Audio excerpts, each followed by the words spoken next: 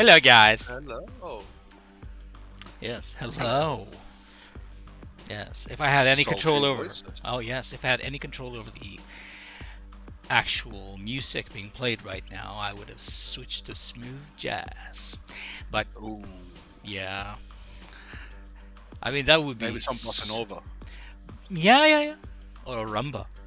Ooh, Yeah, just to keep on point here. yes. Now, we last left you with this guy. Spent a couple of times doing him now, which is okay. It's a slow-moving project. Still in black and white. Still in black and white. Well, it's gonna be black and white until I'm more or less finished with whatever I'm doing. Very last thing I did last time was I started putting in some just allusions to those tree ring things that we just don't remember the name of. At least Earrings. Year rings. That's Norwegian at least. Well, yeah, but yeah, either way, I guess this thing is supposed to be ironwood, this mythical material. Actually, I had a thought about ironwood the other day. Oh, you did? Yes, I did. As one do. As one do, as I do sometimes. Now, I was watching one of those fabulous chemistry guys on YouTube. Ooh, now Yeah. red? Yeah, it might have been him actually. Yes. Hey! And it was just a short clip show of various like aggregate chemical reactions that create like little snakes and stuff. And it just hit me that is kind of a cool way to look at how an ironwood tree would come into being. As if in the realm where ironwood exists, which is... Was it Niflheim? Niflheim, yeah. Yeah. Okay. So if you think that like okay, there are like chemical processes where stuff just combusts and these trees just rise up from these furious chemical processes and stuff and then just solidify as massive organic and really gnarly looking trees. Yeah. I kind of like the thought of that. That is a nice thought. Because it looks different, but it also looks organic at the same time, and you can totally just see how this is a compound that would look like a tree but would be metal. Yeah. Of course, something like that wouldn't have the little rings and stuff, and but They could. They could, but I don't really care at this point in time. Different kind of wood. It's creative work on a material that does not exist in real life. Yeah, which is fun. Like, from my memory, ironwood in Niflheim is supposed to be jagged, black, and metallic. Oh yeah. Covered in white ash. Oh, really? Spiky and able to cut a acid's skin if they do not watch out when they pass by them. Oh, that is some gnarly stuff. It is very gnarly. Did this come from the Icelandic sagas? I do not remember. See, I'm just asking you really awkward questions like I always do. Yeah, that's fine. I think it is from when Baldur has been killed by Hodre. Right. And I think it is Thor that travels to Hel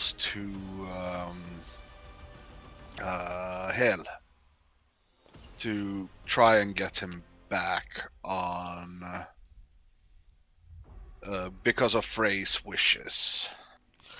I mean, Tor really did get around. Yeah. Like he was the troubleshooter of the Nordic gods, the Norse gods family. If something was wrong, he was the dude you sent out. Or he just went out by himself because Yeah. no one had the wherewithal to actually tell him that something was wrong, and he just had to react to it himself. Yeah. It's the reason why he was one of the more popular characters. He was the defender of humanity. Yeah. Maybe not like directly, but it was one of the aspects of him as a god, from what we know.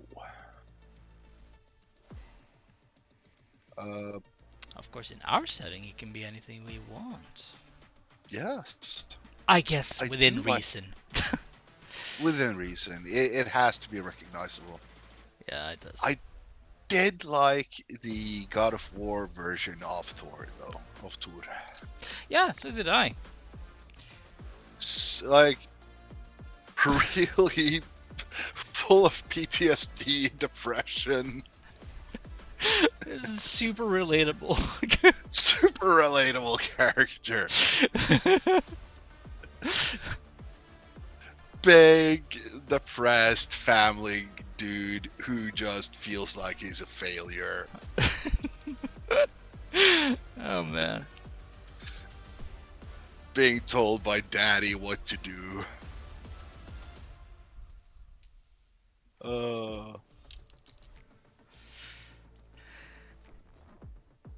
No, but seriously, I did like the version of Thor. I did like him. I've even been able to play some God of War Ragnarok now. And it's really fun. Haven't gotten far though. Yeah, I've neither played Ragnarok or the first one of the Nordic ones. First one is free on PS Plus right now. Oh, that's neat. Or not right now. I think it's one of the free games that you can download or stream on PS Plus. Man, streaming that sounds like it's kind of a huge deal. Yeah. Recently I've been playing just Assassin's Creed 3 of all things. That ancient thing. Let's see, number 3. That's when you play Native American, right? Yeah. Yeah. And I haven't played the version of that game in like 10 years, I think. I just suddenly just felt like I was like, oh well, this thing I've avoided it like death forever. The reason why we got the pirate Assassin's Creed. Yeah, I mean that is very much it. I did enjoy using the tomahawk though. Oh, tomahawk is awesome. I mean, yeah, I used that more than I used the Assassin's Blades. This time I've only used the Assassin's Blades. Huh. And sometimes I've not even used the Assassin's Blades. I've used my hands. Yeah, it's just, why use a blade when I can just snap a guy's neck while running past him? Yeah.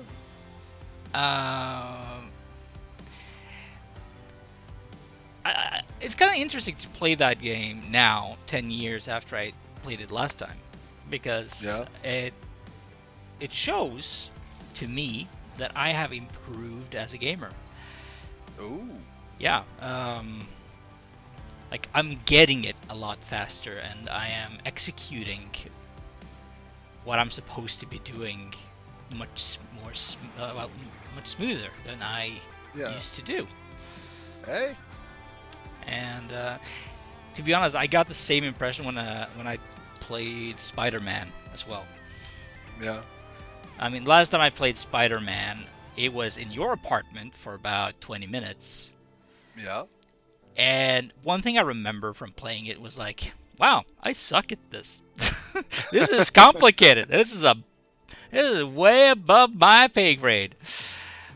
Some performance issues were definitely had there, since like I'm in the presence of you bastard, and you are just so much better at video games. But well, now, then again, I could not do what you're doing right now. yeah, but it is almost comparable to that level.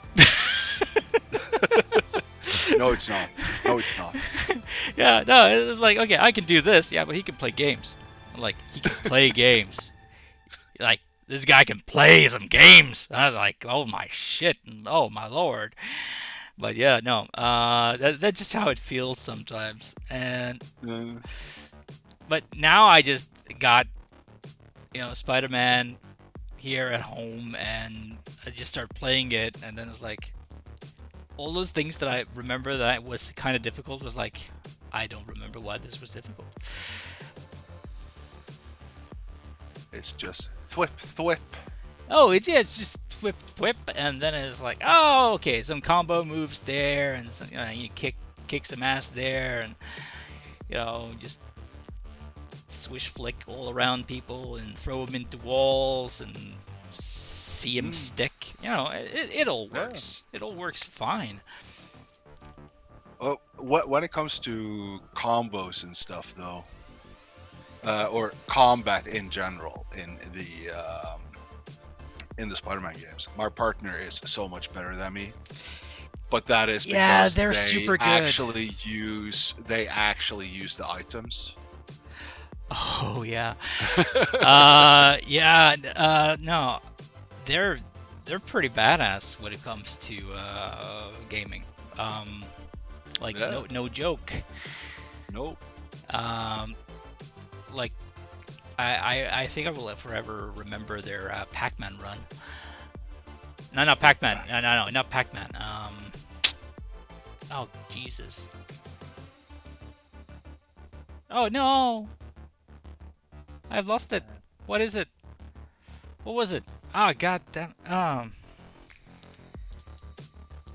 That platformer. No, the platformer. Ooh, platformer. This is years ago.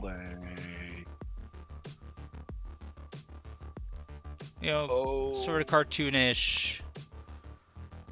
I want to say Abe's Odyssey, but I know that's wrong. I mean, it might have been it.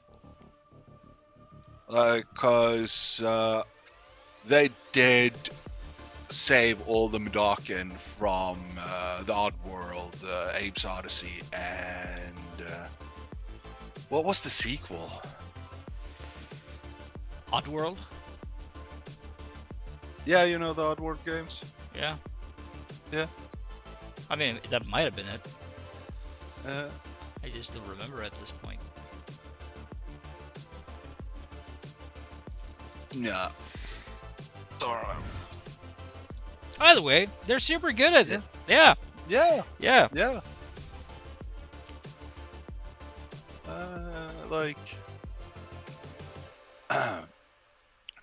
I don't even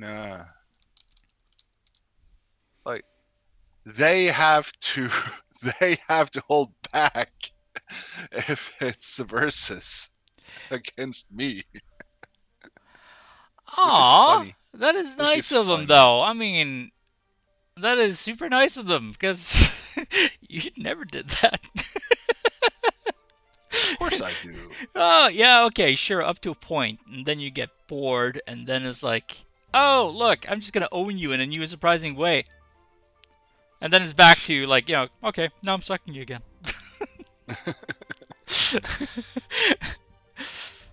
I think I'm like permanently traumatized from the time we played Little Big Planet 2 or something like that. You just kept trouncing me and bitch slapping me around the level. I'm an asshole. Well, whatever entertains you at the time, you know? It's like, yeah, this will hold my interest for now. Oh, I'm gonna have to wait for this slow up motherfucker anyways, you know, I'm just gonna put down some pain. Luckily, it's not... Rayman. Rayman, thank you. That was it. Yes. That was the platformer. Yeah. Those games are so good. Oh man. I'm kind of glad that it's not universally true though. There are some games that I can handle better than you. Probably. Yes, probably. Haven't seen it yet, but probably. Not Doom. Oh no. I don't think so. Oh. I suck at all those shooty games.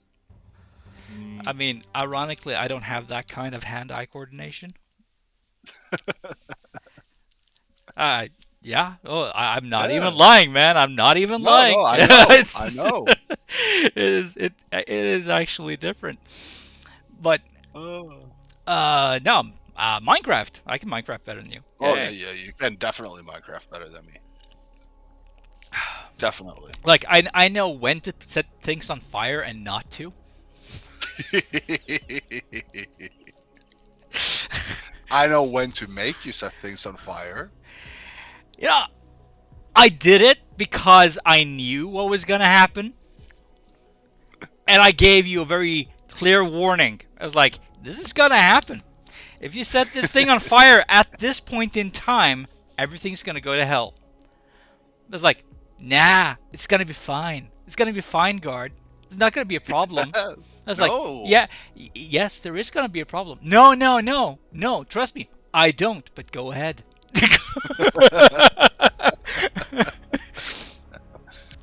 See, and here I'd spent like not a lot of time at all, to be honest. Compared to your other builds. Yeah, to try to make like make bag end. Yeah, it was a hobbit hole. It was a hobbit hole, complete with a tree on top and everything. But yeah. But I was currently working on the fireplace area, and I was at that point in time shoring up, making sure there was enough stonework around it so that it wouldn't just immediately burst into flame. But I wasn't quite finished. It'll be fine. It'll look great. I mean, in your defense, it did look great. It did. Yes, it was a glorious fire. Yes. And then it was a glorious flood. Yes. Yes. And the glorious flood did not, in any way, shape, or form, stop the glorious fire. In fact, they coexisted peacefully. They did. Yes, and I don't think that hobbit hole was ever made. Yes, you did finish it. Did I really? You did actually finish it. Did I really? Wow, I did not remember. But you know, and because I spent a lot of time getting oak wood or birch wood, which I did not turn into planks because I was building like a tavern. Yeah, you have a tendency of making like those fully functional taverns with rooms and were you doing like room keys and stuff too? No, because I do not know how to do that. Oh. Yeah, no, I do remember the your tavern project that you had for the desert at one point. Oh, like if you're talking about using a lever as a key, then yes. Yeah, just simple stuff. Yeah. Yeah, not like going completely batshit crazy and trying to coach it and stuff. No. No. No. You made like a fully functional tavern. I think my favorite part of the build you did on a survival server, your cousin's survival server. Yes. You made this. Was it like in the middle of the desert? Yes. And you dug yourself a path from one of the non-desert areas way out there into the middle of that giant ass desert. And you filled this path with dirt just so grass would be able to grow all the way over there.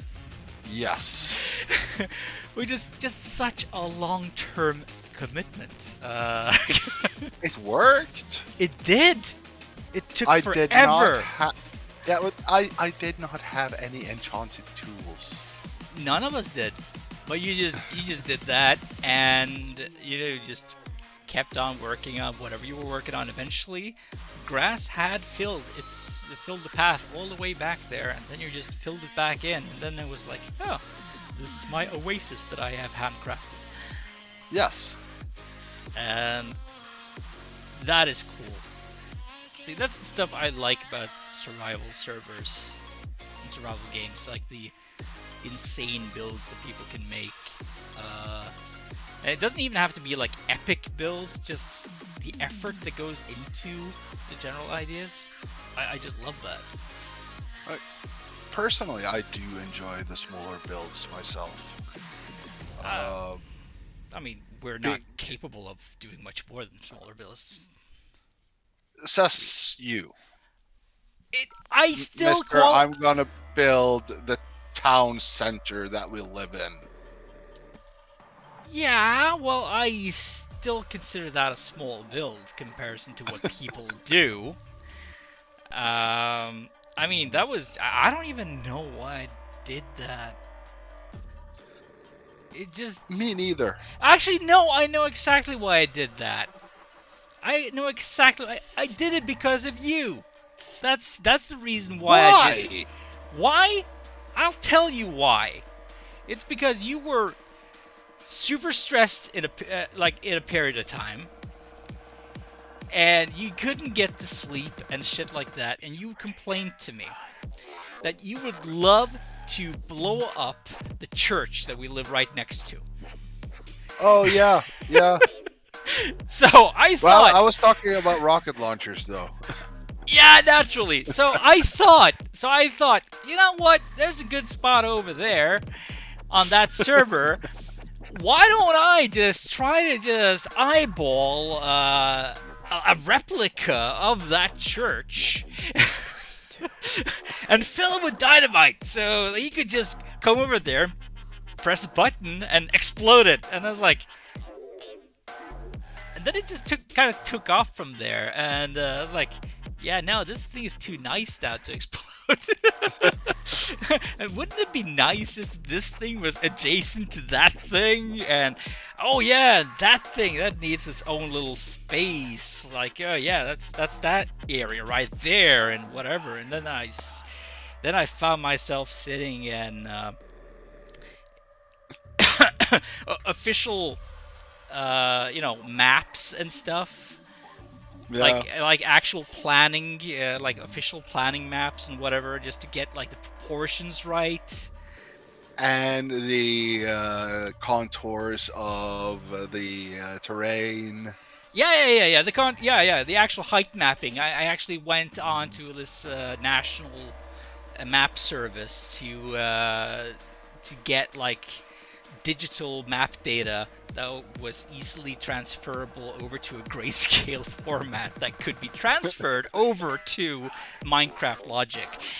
Yes. And I end up generating the topographic map of our town area in true scale. Yes.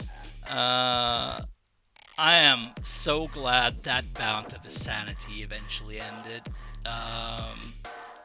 Well, yeah. They did fix the church bell, so it don't hang anymore. That is one thing. But, I've been living down here for a good number of years now. Yep. And I have not really heard the church bells ring in many, many years. Well, Because I have this, I have selective hearing. Yeah, you do. Which is super annoying, to be honest. They are gonna start ringing in Easter in about 3 weeks now. I'll be sure to listen for it. I don't know if it's the first full week or second full week of April that Easter is on this year. Nah, neither do I. I mean, I'm hardly a religious Easter's the person. 9th. Let's see.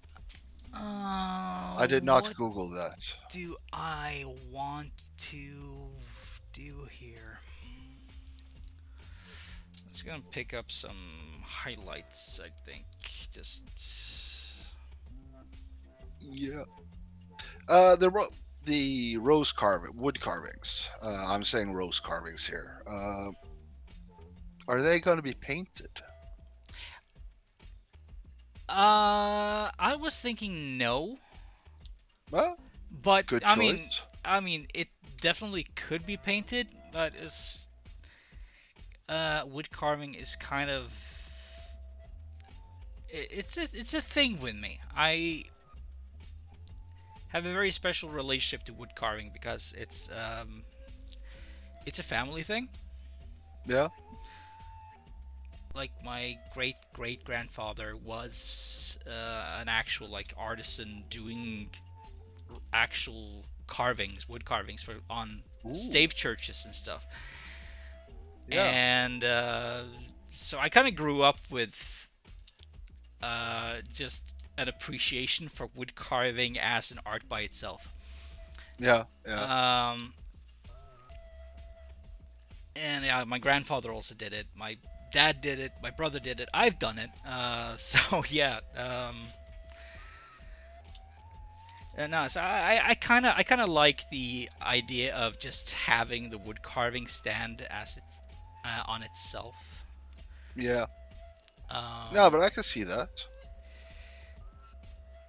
But once we get to the point where we're gonna put some colors on this, and that's not gonna be very far into the future at all. No. We can see about that. Yeah. We should get to the point where this is finished today. Yeah, it should. And we are not very far from it. Because this will be the one that's been used the most time on. Well, yeah, it's this is the second time this is the main subject. Yeah. Which is the standard. 2 episodes for 1 illustration is the standard, but we also did start this. Yeah, we had like a third of an episode or something like that. Yeah, a third or a half or something like that, where we just started this design process. Yeah. I mean, it's kind of unique in the whole thing because not only did we start the design process, we actually just went straight to concept. Like there was no Yeah. I didn't start drawing this. Rather I just began conceptualizing what we wanted, and then we just tried out some shapes and did some edits to the shapes just to see. Yeah. So on stream. Yeah, so it's a bit more involved, this thing. Yeah. Yeah. And that is kind of unique in itself. But this thing should be done this session. Yeah. Now the question is, there might be some room for more I don't know, like old school tech in here somehow. Yeah, because this one is It's very cyber for it's very cyber for something made by the dwarves. yeah, I mean, they might be cyber. I mean, they might be kind That of high would be tech. cool. I mean, That would be cool. yeah, but it's like I kind of want something else here. I have a question though. Oh yeah, The cable that goes from its head to its neck, yeah. is that made of wood? I don't Or think it is. is it made out of like what, dandelion rubber? I mean, it might be. It might be completely organic in some way. Yeah. Um, Because I know two ways of making rubber. One is from the rubber tree. yeah, which is kind of the same rubber that we used for the wheels of Ragnvald. Yeah. Yes. The second one is a kind of new technology that they are working on in Germany, where you can extract rubber from dandelion roots. Okay. I don't know how they do it. I just know that they do it. Well, that's pretty interesting by itself. There was this documentary about if one rubber tree gets sick, then we might not have rubber anymore because they're all fucking clones of themselves. Yeah, it's kind of the same thing that we have with bananas. It's a monoculture. It's a monoculture.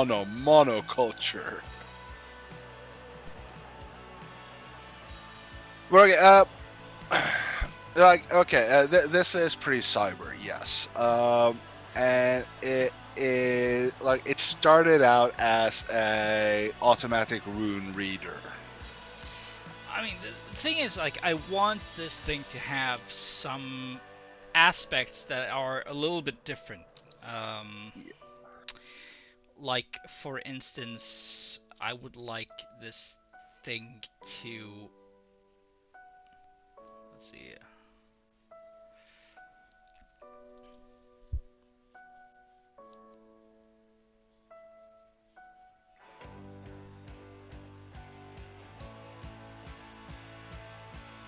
Uh, the major arms, the outer arms, are they like uh, barcode readers, or are they guns? No, they're barcode. They're barcode readers. All right, cool. Yeah, Cool. they're scanners. They're scanners. Yes, yes. This thing is technically not armed for combat at all. Technically, it should be in a library. Yeah, it is. It is basically just a glorified librarian. And no, it doesn't actually have any guns. It has barcode readers and it has some lasers and stuff that it would use to read. And it's not something that is directly, A laser to the eye Yeah, exactly. I can mean, be dangerous. if I don't remember entirely like incorrectly, I think its stats in the game are based on the mind stat. Let me double check that, because that's not Googling stuff. That is actually checking That's our own our shit. that's our shit. Yeah, that's our shit. Let's see here. Oh, that's Evil 101. Yeah, that happens a lot. We get It confused. does. We get confused sometimes, but what we're actually working on. Sometimes we call it like Heroes 101. Which would be fun to. That would be the card game with there. with a Heroes of the Ceiling theme, but with Evil 101 mechanics. Yeah, much easier to make. It would be very easy to make. Automatic rune reader. Let's see. Primary stat is target mind. It is a... Go away. It is a level 1 encounter. If it attacks you, it has a mind target of 13. If you attack it, you can choose to attack it with body, where it has a target of 12. Target meaning that it does not throw any dice against you, it's just a fixed number. Is it? Oh, it's a target? It is target. Oh, those are rare. It gives 2 XP and 2 coins if you win. And if you lose 1 HP. On the other side of this card, you have Rungvald the Raiding Rider. Hey! Which means when this guy is done, we have an entirely finished card, at least in terms of illustrations. Still have some designs to do, but you know, Yeah, that's fine. All in all, it's just good to be actually working on this game again. it is. Again, we have been working on this game again for a while now, actually. Yeah, it was just the time we spent making the other game. Yeah. But I'm also kind of glad we did, because I do believe that we needed a break from this. Oh, we did. Just We to definitely did. get some distance. Yeah, we did. Uh, Sometimes in a creative process, you need to take a big step back to see how much you have goofed up.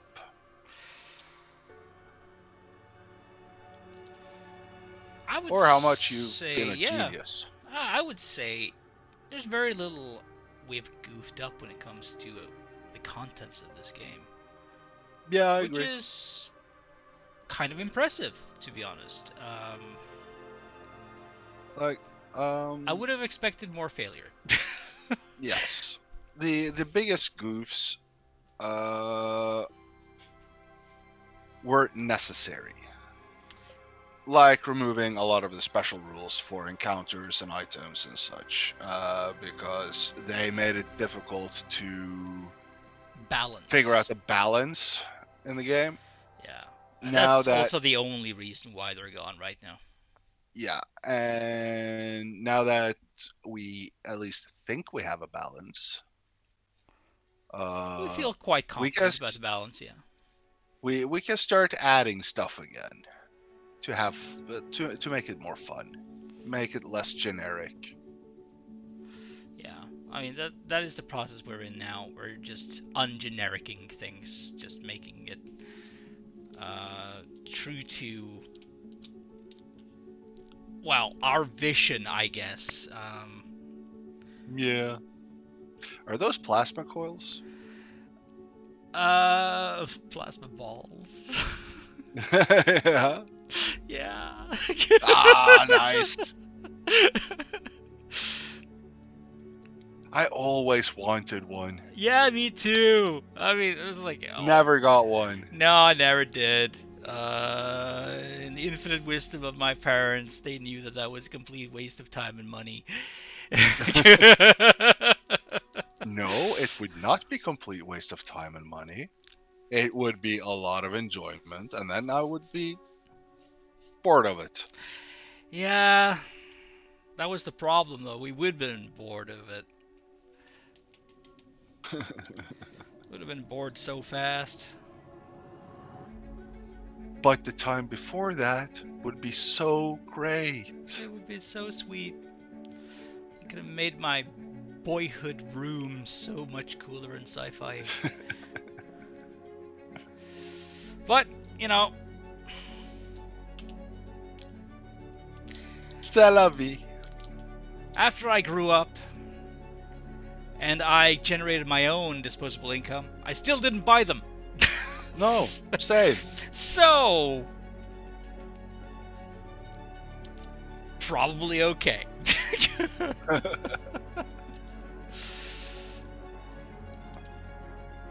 uh,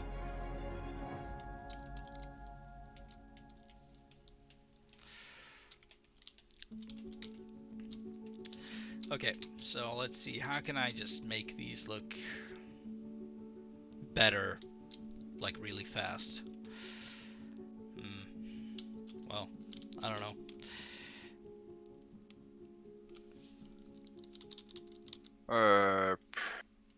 the color purple.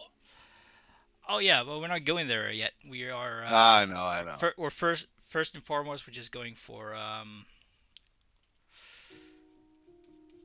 Shapes. yeah, shapes and general just light, I suppose. Yeah. Um.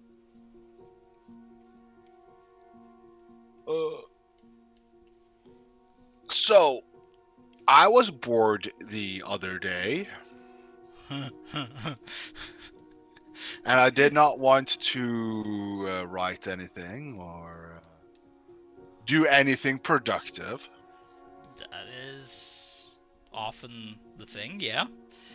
Yeah. That's So I unfortunately went how on it goes. Steam Oh. to look for something specific. Oh, something specific. Yes, not Interesting. not super specific. Like it wasn't that I knew that there was a game I wanted or something, but I was going for a specific genre. Yeah, okay. Classic 1930s pulp adventure. Oh yeah, yes. That's the thing you linked me to. Yeah, Yeah. there are so few games in that genre. And it really surprises me because it's such a timeless it has such a timeless feel of it, even though yes, it's clearly set in like the late 20s, early 30s, maybe even late 40s. Yeah. I mean, a lot of it is kind of diesel punky in a way, Yeah, but not really. I mean, not if you not if you're looking for the 1930s pulp adventures.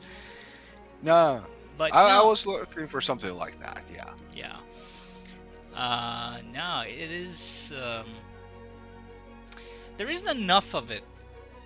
Generally in media, I don't really feel that there is enough of it in a way, because since we've been playing a lot of Call of Cthulhu and stuff, Yeah. I I sometimes just feel drawn to that era,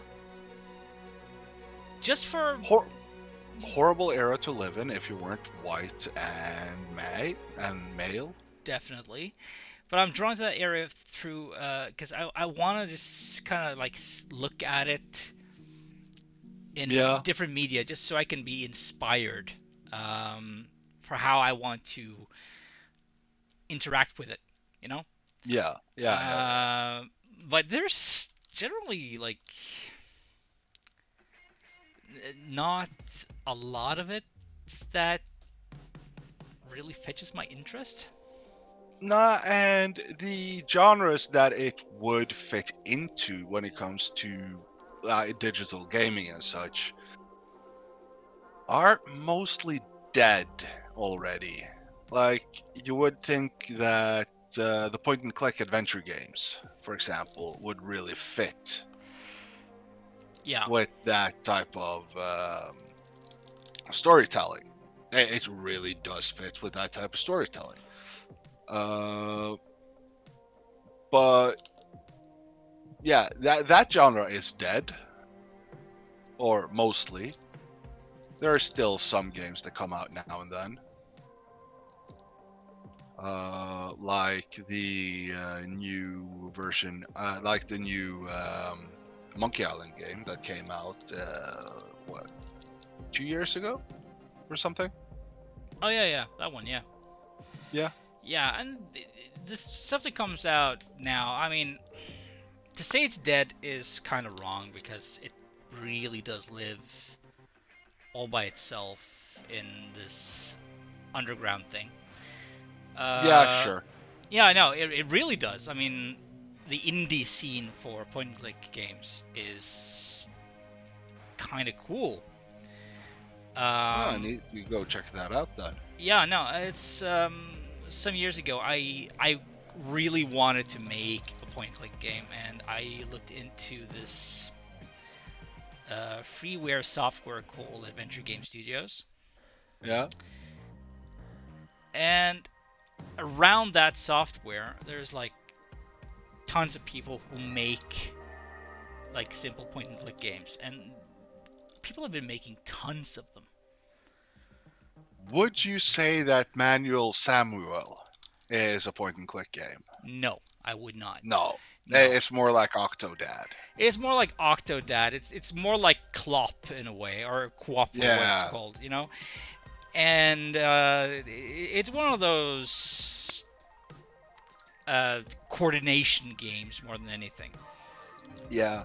Uh, I just thought about it because for some reason Øystein Sanne came Yeah. to mind. Yeah, okay. Really funny comic author in Norway, comic creator. Yeah. Uh, Now, when it comes to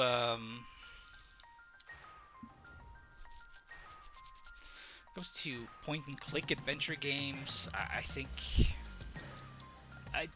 basically RPGs are more or less the modern equivalent. Simply because that's more or less what you did. You followed a story, and more often than not, it was like a told story with a certain type of adventure that you had to fulfill and do and whatever, and you had puzzles basically you had to solve. yeah. And once that kind of merged with platformers and more third-person stuff, then you suddenly got like modern RPGs.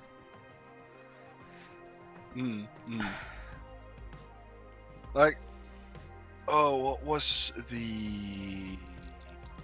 Not the Broken Sword series. That was a good series. But what was the one where you were this... I think you were in Louisiana or something, and you were this private investigator. But it's a classic late 90s point and click. I don't actually remember. Oh.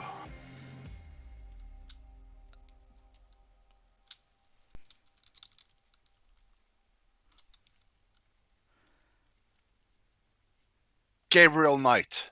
Oh yeah, okay, cool. Yeah, Oh, that's probably why I don't remember, because I never did play that one. That was pretty good. Pretty good. Had some occult stuff in it and voodoo. Yeah, it definitely would have when it's in that area. Yeah. Yeah, down on the bayou country. Definitely had that voodoo that you do. No, but the late 90s, mid to late 90s, that was the golden age of the point and click genre. You had the LucasArts games, you had the Broken Sword series. Yeah, you had Sierra. That was the early 90s. Oh no, they kept going all through the 90s basically. I mean, they eventually just ended with making Half-Life. Yeah. So in a sense, Sierra is more or less evolved to becoming Steam. So became Valve. Yeah, I mean, at least they're sort of associated. But the first Half-Life game was a Sierra game, Huh. and Never knew that. I was kind of proud of that fact because I wasn't really into computer games when that was popular. I never had a Yeah. computer for it, but when people were like raving about Half-Life and stuff like that, I tried it out, and then the first thing I saw was like the Sierra logo, and I was like, ha, I know you. I was like, yes, I get this reference. felt like Uh, felt like Captain America, but yeah. there is also there is also the Telltale game studios. I Yeah, don't know if they are still operational. no, neither do I, but they they really did a lot of stuff. They did a lot of stuff. I If I mean, check my Steam library, I have like I don't know how many Sam and Max episodes. yeah, Telltale and that. I mean, I wouldn't necessarily call it a point-and-click adventure. No, it's like a Visual evolution of novel. it. I would say it's closer to a visual novel in many ways. Uh, With like, you still got the puzzle aspect of it, though. yeah, you did, and it isn't. I mean, you are right when you say that it's an evolution Yeah. because it definitely is. Um, and yeah, no, it's probably close to some of the newer some of those things. Yeah. Uh, and in a way, you also have games like Heavy Rain. Oh, that's a classic. Yeah, They actually made a sequel to it not long ago. yeah, Or but I'm saying not long ago. It's probably 10 years ago now. that is nothing. Oh well, it is nothing. I mean, Jesus, time just becomes meaningless the older you get. Yeah, it's true. It's insane. It's not even a joke. I mean, I used to think that these things were so weird when I was younger, but then I was like, nope, I have experience now. The passage of time is just completely relative. It's a human concept. Yeah, and it is trumped by our What was that? oh, that was I think that was my phone. Oh, Yeah. No, it's our own memory that just completely annihilates any meaning that time has. yeah.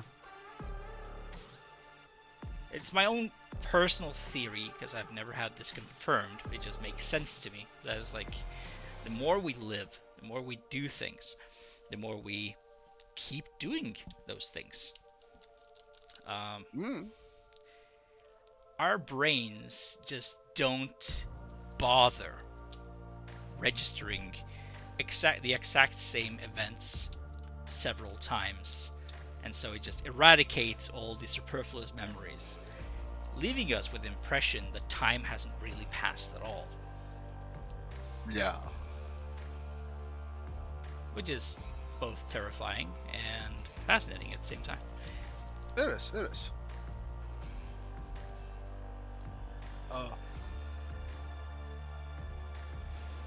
Yeah, but, yeah. Yeah.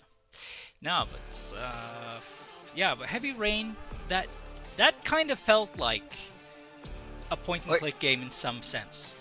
yeah, but Heavy Rain was like the original. Oh no! I'm not thinking about Heavy. I'm thinking of Beneath the Steel Sky. Oh yeah, yeah, Like that was a point and click game from the 90s, and it got a sequel 10 years ago or something. Heavy Rain, like, yeah, you got Heavy Rain, you got Indigo Prophecy, or Fahrenheit as it was known in the US.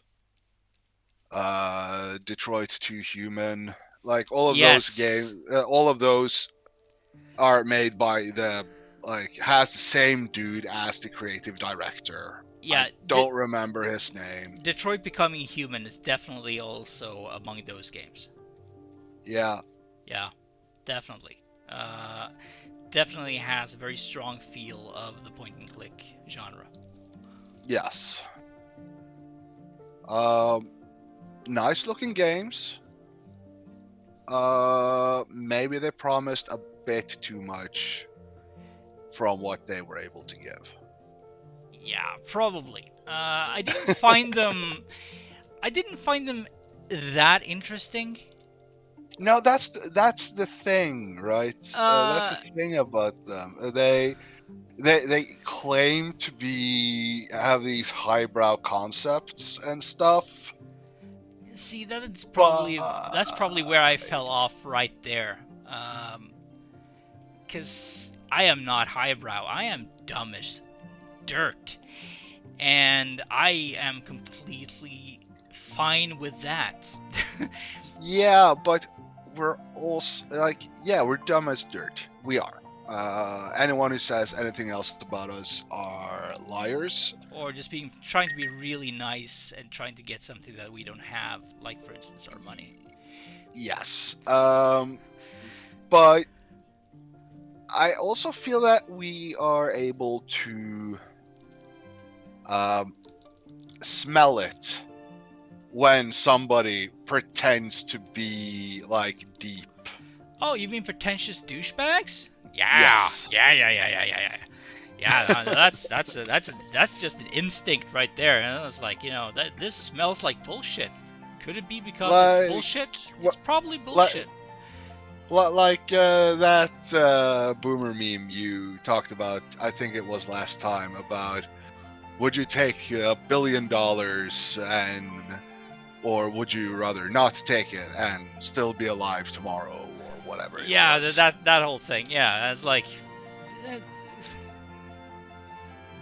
yeah, you absolute worthless person who even asked that question. I mean, it's just Jesus Christ, man. It's like it's very clear. Yes, this person who asked this question, you have a completely warped sense of what money actually is. Yes. And I have lost all interest and respect for you at this point, and I will only spend my time saying that, nope, I think you're a fool, and this is why, and that's it. No, that's. I am very, very relieved to know that you feel the same way about that specific thing, because, like, oh, Jesus Christ. It's super dumb. Yeah, the thing is, like, I can be sat watching reels of all sorts of content, and I can be content. I can be content with that. I can just Yeah. this is dumb entertainment. Yeah, I was like, haha, that's good for lols or whatever. But I if I something I is so dumb, it snaps me out of my little coma enough that I will have to rejoin humanity for a few seconds just to think, Jesus Christ, you know, no, it's just no. I love garbage. Yes, I love garbage media. I find it actually important because first of all, it is simple entertainment. very Like, simple entertainment. Yes. and it goes out being, hey, look, it's simple entertainment. Are you not entertained? It does what it tries to do. Cool. Number two, it helps us differentiate what's good and what's bad. If you have the ability to. Yeah, like it shows you the difference between, for example, a good movie that has actual thought about it and regular garbage that is there just to be entertaining and really really shitty shit. Stuff that's so bad it's not even funny anymore. Yeah, man, that does happen. That does crop up. It does crop up. Like, I enjoy. I was one of the people who actually enjoyed Legends of Tomorrow on the CB stuff. That, like the Oh, DCCW stuff. you I loved it. you absolutely enjoyed that stuff. It was so stupid. It was so fun. You were unapologetically just loving that stuff. It was just, this is great, and it's great for these exact reasons, and that's it. Yes, it is And not a guilty pleasure. It's just pleasure. yeah, yes, exactly. It's just pleasure. Uh, was it dumb? Yes. Did you love it because it was dumb? Yeah. And it knew it was dumb. It was fully aware of what it was. Which made it great. Yeah. Like, yes, you can be aware that what you're making is bad, and you can lean into it, and it still won't be good. Like, leaning into your own stupidity and making it funny is an art in itself. Yeah, I'm not gonna argue that one. Uh, it's yeah. I don't know how to put words to it, but it's its own thing.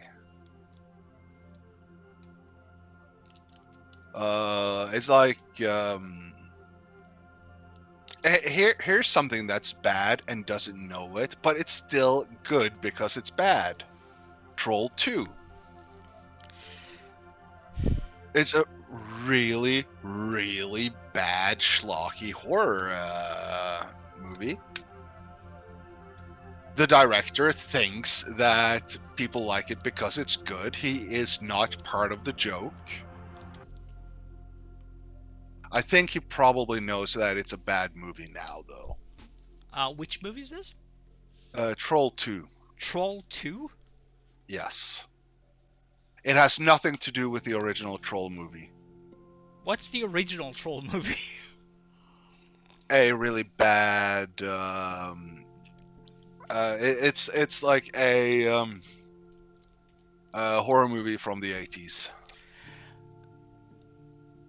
Yeah, that's the one. Yeah. Christ, I tried to get my teachers to view that in class when I was in elementary once. Yeah. It did not go well. Nah. It was confiscated. Never saw it again. uh, um, like the new Troll movie, the Norwegian one, is not good. Oh, that's a nice color palette for it. Or like shade. I mean, that's a nice shade. Yeah, we were talking about the whole ironwood, like kind of color Yeah. would have. I'm not sure what this is. It's not gunmetal. It's definitely not that. But okay, this could work as a basis. Yeah, it could. It could. So let's get some. But I will give the new I will give the new Troll movie credit for what it is. It's the first Norwegian movie that tries to be a Michael Bay movie. Yeah, Yeah. it's the first special effects action movie. Yeah. Yeah. Monster. No, it's not the first special effects monster movie. That's Troll Hunter, which is Which a is good movie. epic. But maybe we think it's epic because we're Norwegian. We understand that it's actually just a comedy. It's a really good comedy. I love how it's the Viltnamda Yeah, who's behind the big conspiracy. that is pretty fucking good.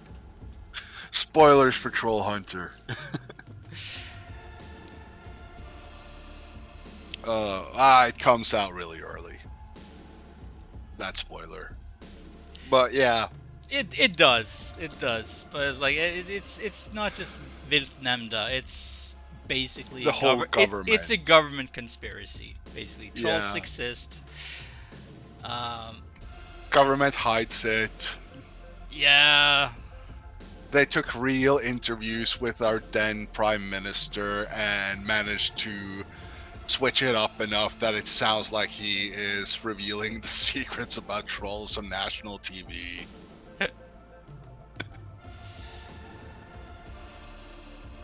Ugh. It helps to have an offshore oil field named Troll.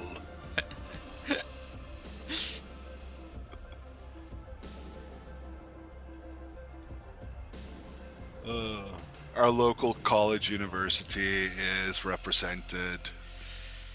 very much so. Yes.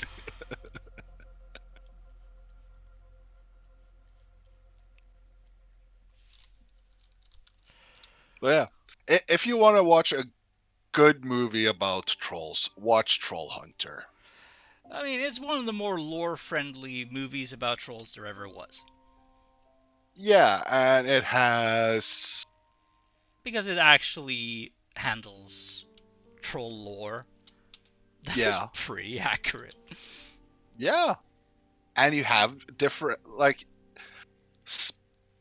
good differentiation between the types of trolls.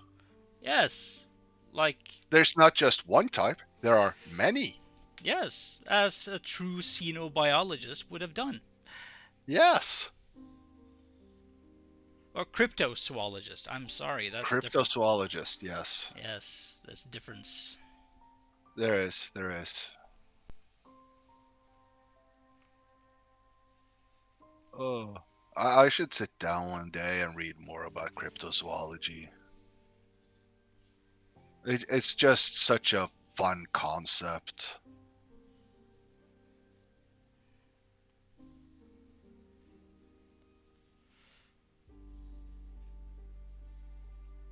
Like, my niece is gonna turn 2 years this year.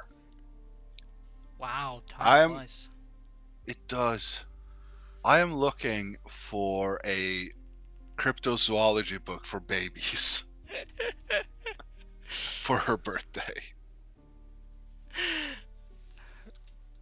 Cryptozoology. Yeah, cryptozoology. Man, you are uncling the right way. Every child deserves to have a magical world where things that do not exist should exist. Damn right. Like the what's the name of the rabbit with the deer antlers? The Uh, jackrabbit? yeah, the jackrabbit. Or I is it think it's something? the No, jackrabbit. jackalope. It's a jackalope. Jackalope, yes. Like it's just like it's one of the less dangerous like cryptozoology creatures because it is just a rabbit with small rabbit with deer antlers. And like, yeah, why shouldn't children believe in that stuff? Have some magic in the world. Magic is important. It is. As long as it doesn't end up with you having like you're basing your identity on which house in Harry Potter you would belong to, I suppose. Well, there's always people who take it too far. I myself do that sometimes. Like, if I'm making a character for an RPG, I will sit for a week and read up on the rules before I make the character. Just to figure out if my ID is actually plausible.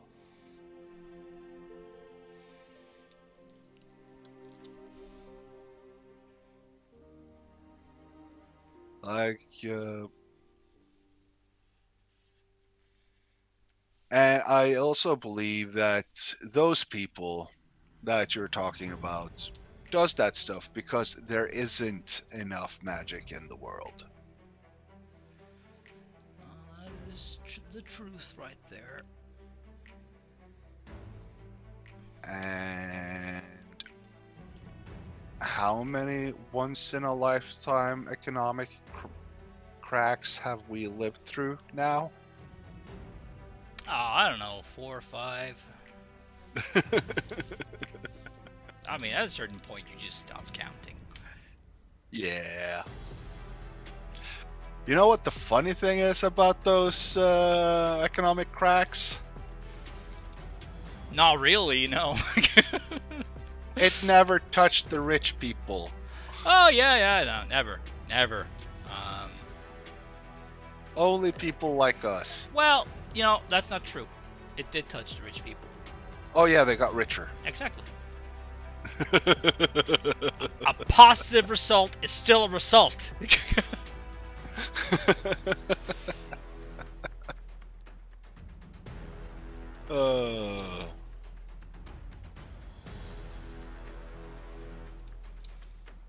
I'm laughing, but I'm actually crying on the inside.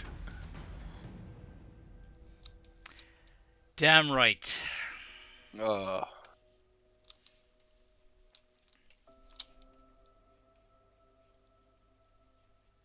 You know what I just thought about? Nope. The Star Wars campaign we were doing. Yeah, that thing. Yeah.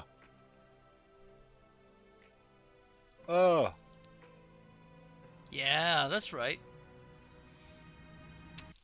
Guard was trying to be a GM. Did Yeah. a good job too. I was definitely trying. Yeah. So spending whatever energy I had left to actually do something good before everything went to.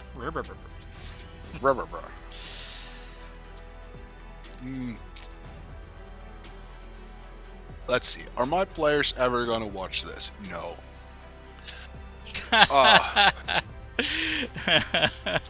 Oh, well, after the fact, you can tell them, well, I did say all my plans on this channel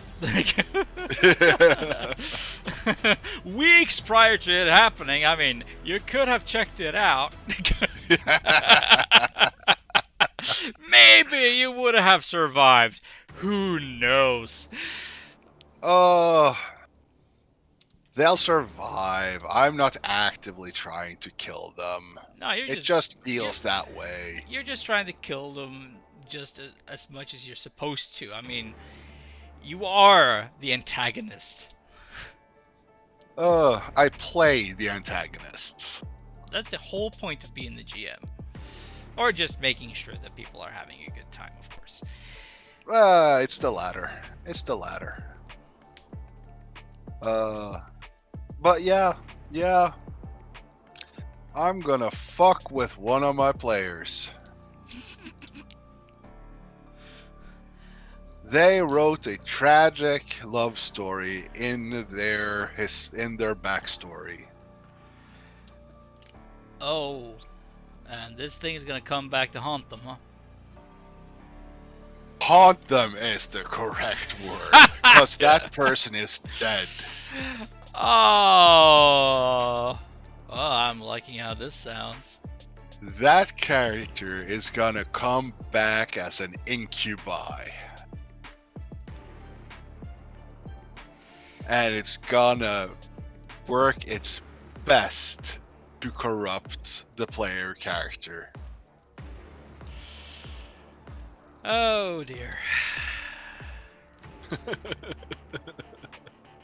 No, but to not just say mean things. To not just say mean things. Because traumatizing your players and your characters is mean, but you do it because you love them. Yeah. Wow. This player is playing a Loxodon Bard. You know what Loxodons are, right? I don't. No. Loxodons are elephant people. Oh. Yes, they're pretty cool. They're Oh. pretty cool. This thing has a I, deep memory. I possibly. I don't know. I don't know. I should find out about that. Anyways, this character belongs to like a circus family, a family of bards traveling around the world, making people's lives better by giving them entertainment, and falling in love with the son of the family's what feuding house. So like it's very Romeo and Juliet inspired. Okay. Uh, but there's no suicide. There's no suicide involved. Which is good. In yeah, yeah, yeah. Yeah. So they elope, run away, Elope. and yes, and elope, Because elephant. and I don't think that was the point. But Probably yeah, that wasn't, but I am taking no, what I can. yes, you do. Um, and because the patriarchs of both the families are very domineering and going, "You're never gonna marry this person," blah blah blah blah blah blah blah. Yes. Um, they run away. They get married, at least engaged. And one day they are attacked by bandits, and the fiance ends up sacrificing their life to let the player character get away. Very tragic. Very tragic. Very tragic. Yes. Now, here's the thing. In this world, that the person who organizes the D&D gaming at the local library has created, we have a bunch of archfey. And archfey are very tricksy creatures. That's certainly one way to put it. Yes. And this character has met the Archfey before and have experienced their powers for both good and bad. And one night, that character is gonna have a dream where their fiance is back, is going to tell a sad, sad story about how their family made a deal with an archfey to bring him back to life. But as part of the deal, they can control him and decide his actions. And she has to help him get away from this from his family. What she does not know is that this is a incubi. It is still her fiance, but he is an incubi. For some reason, he ended up in the Nine Hells. Ah, the Nine Hells. And he is based around lust and revenge. Revenge against his family. Hi, Fight Guten.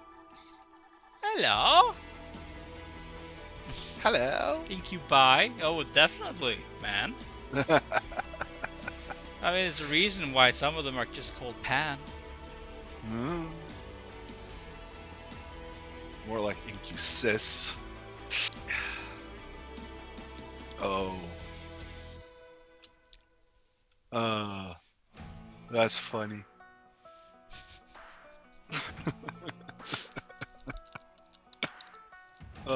But yeah, this Incubi is driven by a wish of revenge against his family, who helped to try to keep him away from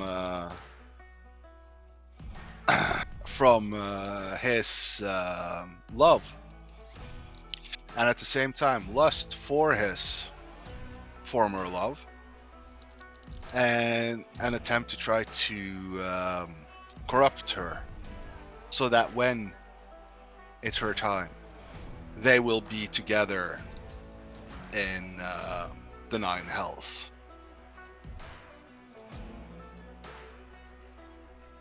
And we'll see what happens.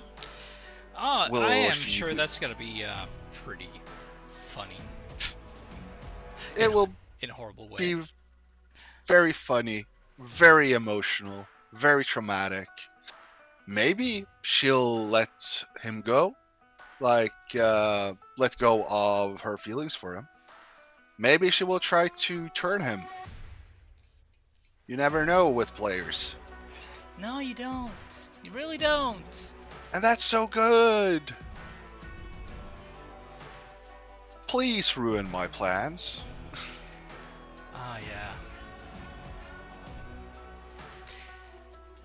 That is the greatest thing about RP right there. Mm. You really never know. Yeah. And when I say please ruin my plans, I actually mean it. Yeah. Give me something I have not foreseen. Because Palpatine would be a horrible GM. Palpatine would be a horrible GM. As everything is proceeding exactly as I have foreseen. Like, no, you're not supposed to do it that way. Why? Flipping the table. I will kill all of you now.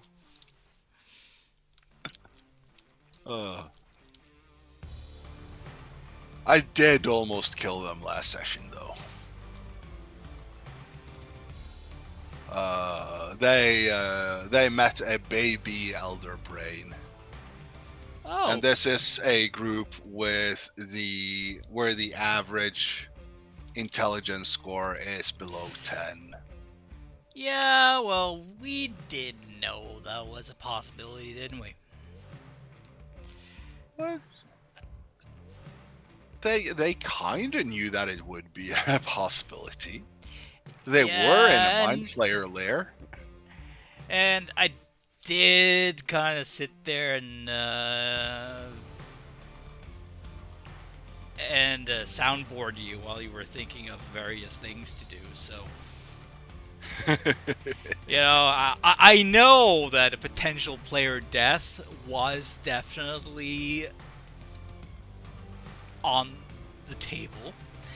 Yeah. Because you wanted something that would challenge them. Yes.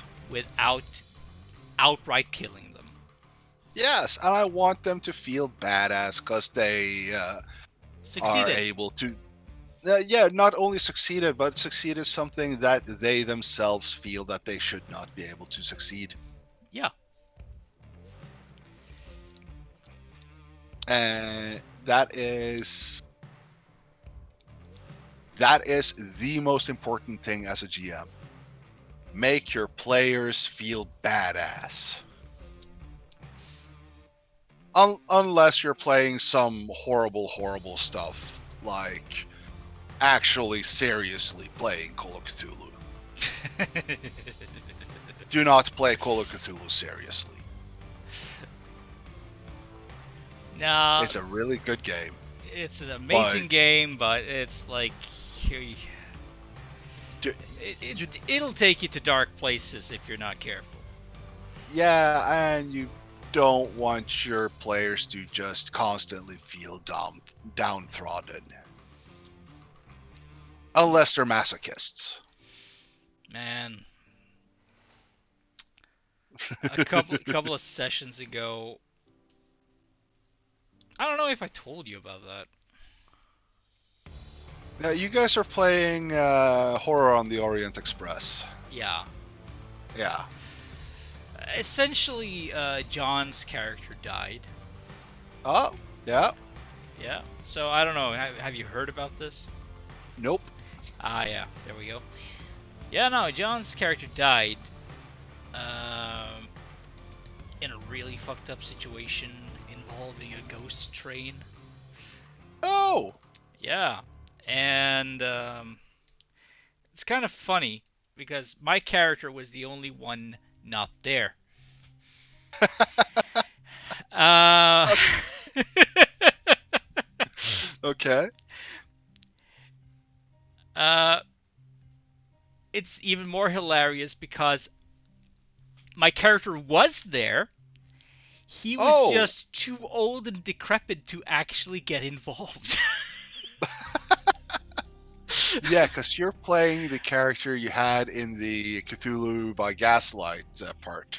Yeah. I originally played this character. Like we did an alternative setup thing for the campaign where we started off playing a flashback. It's supposed to be this campaign is kind of special because it does have several historic flashbacks going back in time. But one of them is like you could potentially start that campaign with just by playing this flashback and then take those characters with you because it's only 30 years. And only, yeah. It's like in comparison. I mean, there are flashbacks going back to the 1300s, dude. Okay. So it goes really far back, and but yeah, I was playing this French doctor back in 1893, and he happened to be one of the only survivors. I don't know why that keeps happening to me. It's the narrativium in your dice. I don't know. Yeah, but it's specifically for Call of Chtulhu. I don't know why. It's just my characters tend to survive. And this guy, he was 50 years old in 1893, and when we were going to start the main campaign, it's going to be 1923. Yes. And we all had choices of whether or not we wanted to continue playing our characters. And I was like, dude, I picked that guy, this pre-generated character, just for the opportunity that if he maybe survived the flashback intro, then I could play him as an 80-year-old in the future. And that plan worked out brilliantly. Yeah, but now he was 80 years old. They were trying to manifest this ghost train to see if they could save some poor guy who had disappeared. Yeah. And my character was trying to get onto the train to save one of our own people who got automatically teleported in because they did the ritual. Yeah. But he was just too old and decrepit to get aboard.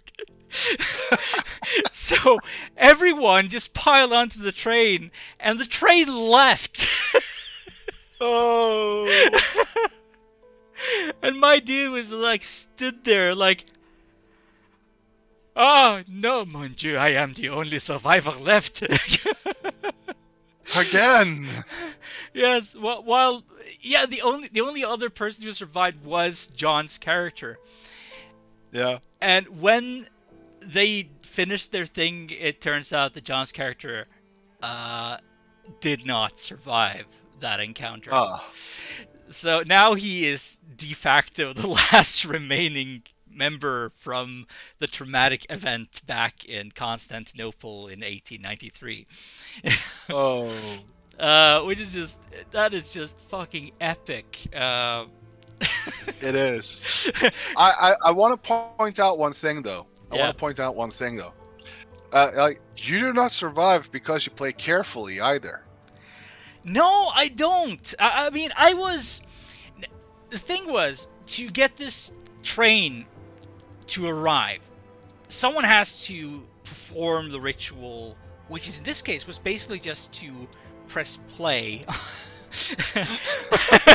on this toy train, electric toy train that was gonna go around this thing, and everyone were like, no one wants to do this, and my character was like, I suppose I can do it. Fine. I was good at both the. And I go over there and I'm about to start the train when another character is like, yeah, I don't think an 80-year-old man's gonna do this. So they just stood in front of me and just started doing it instead. Because I was ready to be like just to start this shit, because I was playing like this guy was excited for this. I'm playing my character as if he's 80 years old and he has nothing left. He wants basically to do that final journey that Bilbo did.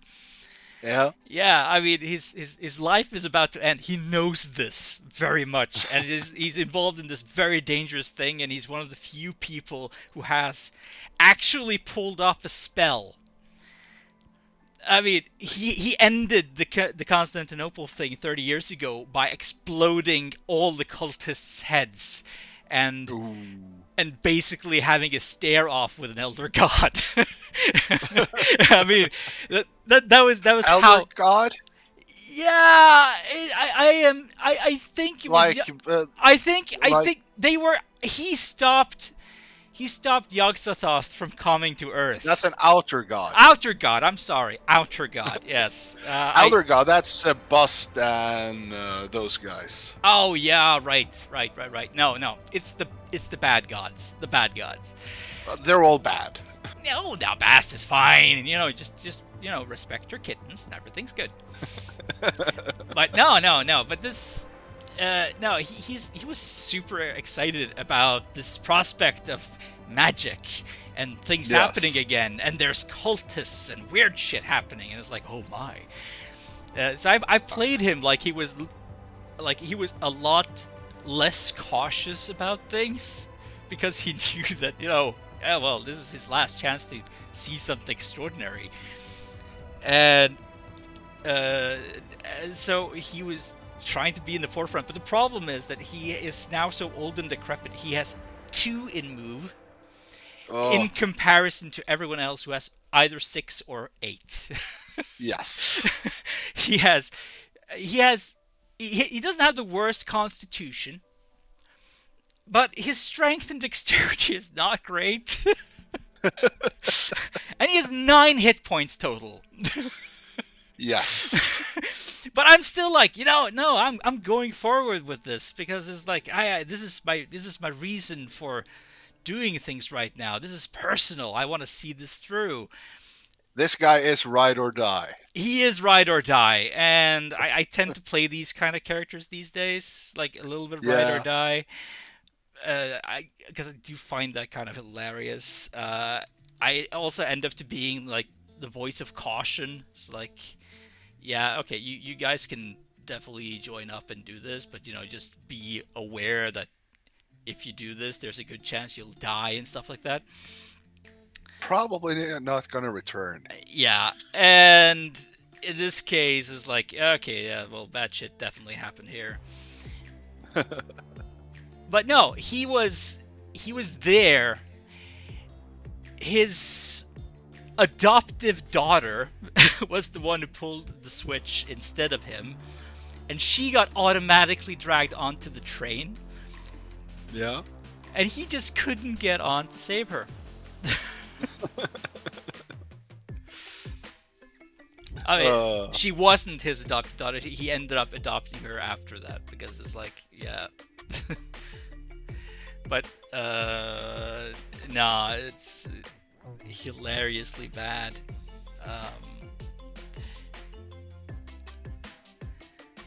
But yeah, no, it's like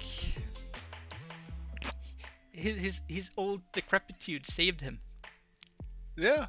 It's hilarious. I absolutely love it. And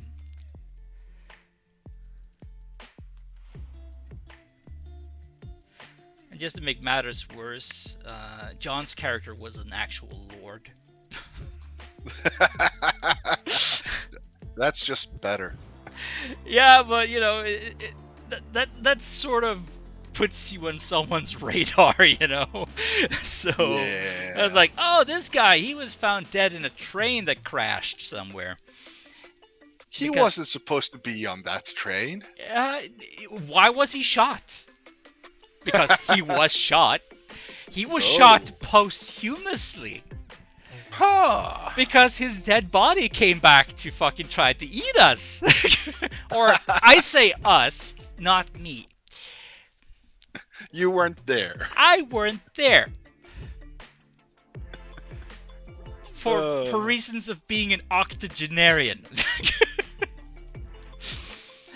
Yeah, it's just brilliant. God, I love it when it gets complicated like that. Oh, fantastic. Damn right it is.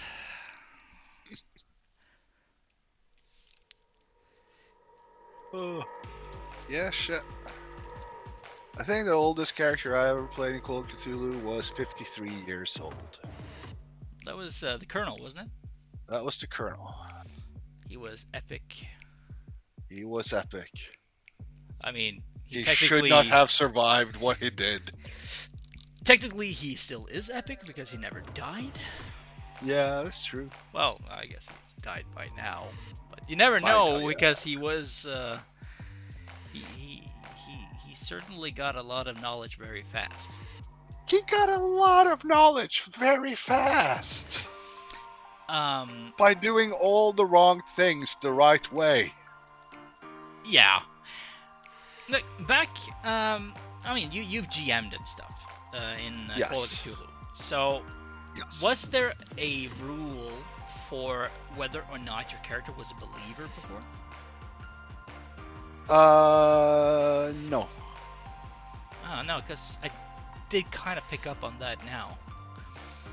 Apparently, no, it's like... He was not a believer. No, not to begin with. No. But he was after a while.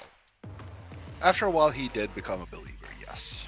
Yeah, see, because the believer rule is like whether or not your character believes in the mythos. Yeah. It has. Yeah, like, that's a 7th edition thing. Yeah, that's an interesting rule. Yeah, I think it halves your sanity loss. Oh. Or something. Yeah, or even worse, it's like you can acquire Cthulhu mythos.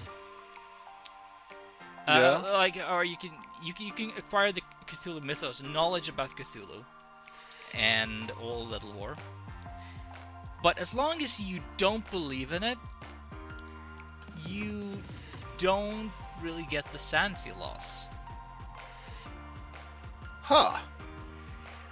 But the second you believe in it, all your sanity loss comes at once.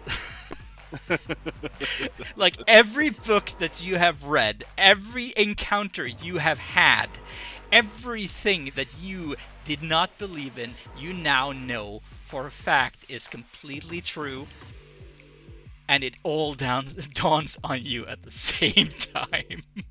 Yeah, that was an optional rule in 6th edition. I think it is also an optional rule. Yeah, in probably, 7th edition. But that is hilarious. That is like in the That worst is possible way. But best possible way, worst possible way. It all comes down to your outlook. yeah, no, but you know me. I mean, if I notice that the GM might have forgotten something that might be terrible for everyone in the group, I'm usually the one to say, "Hey, what about that thing?" Yeah. And then I'll laugh, much like I do right now.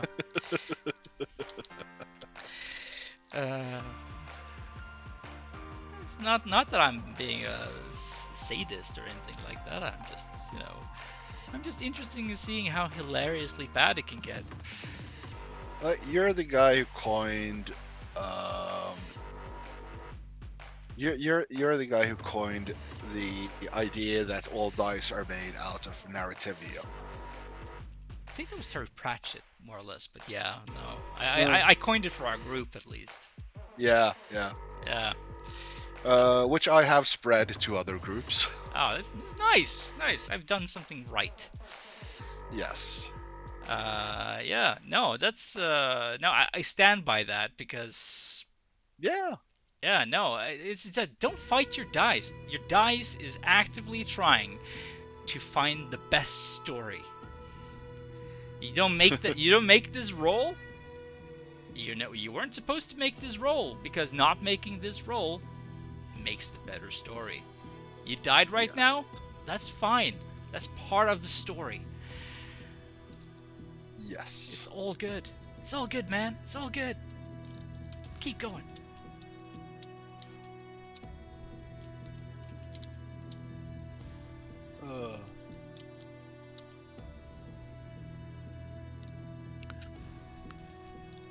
This is really getting good. Get good.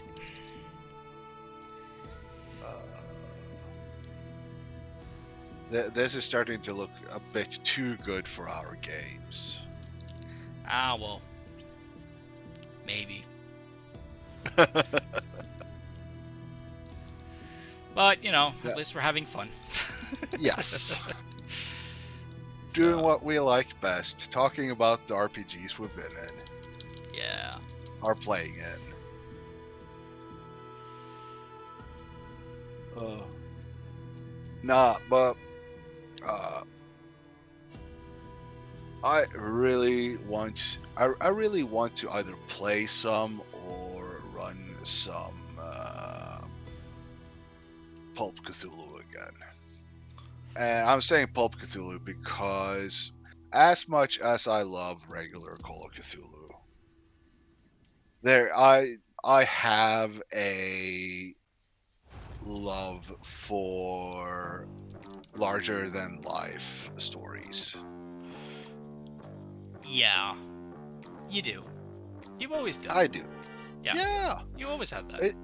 I mean, you like, even implemented it into one of our, the first Call of Cthulhu campaign that I played with you as GM. Yeah.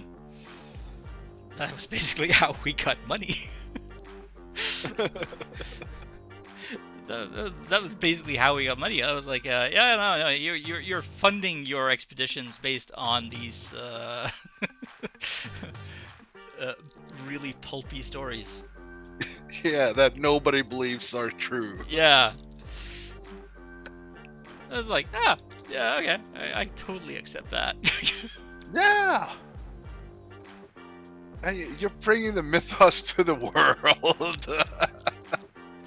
Yeah, every single of those penny novels would technically be like a small mythos tome. Yes. Well, it would have been if it had been more accurately detailed, but, thankfully they never were, I suppose. A lot of the minor mythos tomes are full of misconceptions. Oh, yeah. Some of them aren't even direct stories or direct information about things. They're creepypasta, that's what they are. Yeah, one minor mythos tome that is in the Call of Cthulhu game is a a collection of poems Oh yeah. called the Black Monolith. Yeah, that's right. Yeah, so like, no. All of those penny novels were, in fact, mythos tomes.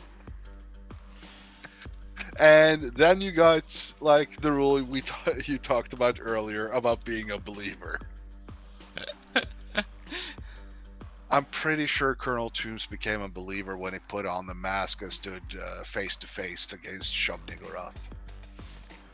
Yeah, he did. And came back with most of his mind still intact. He was a lot luckier than his Nephew. poor nephew. It was a good way to go. It was a horrible way to go. But as a player, it was a good way to go. Hey, nothing here. Like, come on, nothing here is dangerous.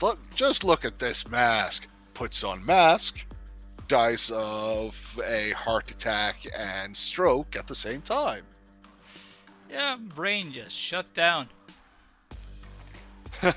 Man, that session went from being like such high energy and optimism to just complete despair in like 5 seconds. It was fantastic.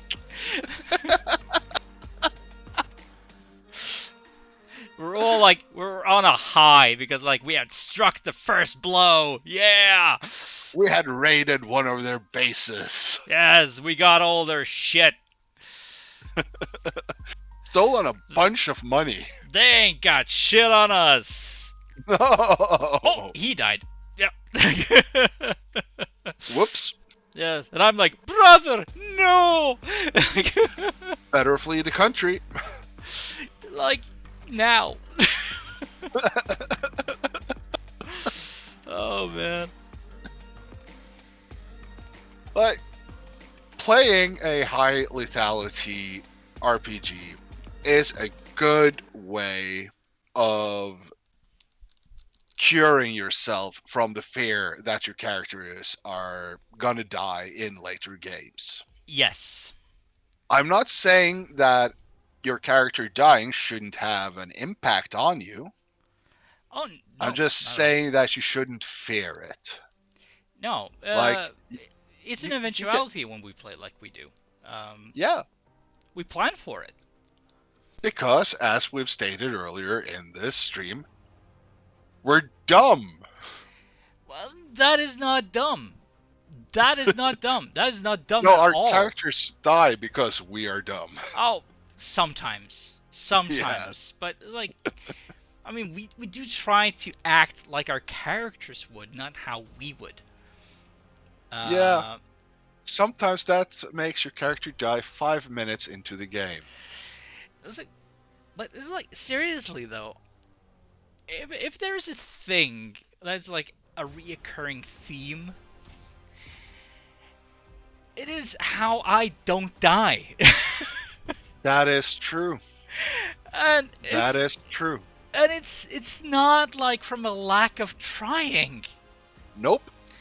It's I either end up having the most bizarre luck, or I'm at the right place at the wrong time. No, you're at the wrong place at the right time. Oh, that's right. That's the way it goes, yeah. Or someone just saves me. Yes. I have been saved from the clutches of death in Call of Chtulhu so many times. You are our damsel in distress. Yes. Yes, this is correct. This is correct. I mean, that is just how it is. I certainly feel that way sometimes because, like, I could find... I found myself in situations where I was like, okay, I am definitely gonna die next session. Because, you know, cliffhangers and whatever, and it's like...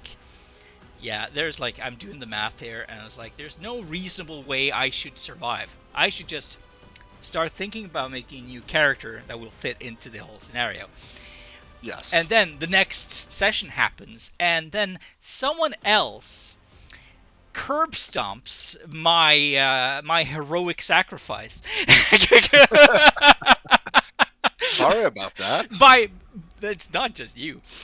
I know it's not just me. I know it's not just me. Yeah, no, just curb stomps my heroic sacrifice and does something just extraordinarily brave and cool, and just somehow pulls it off.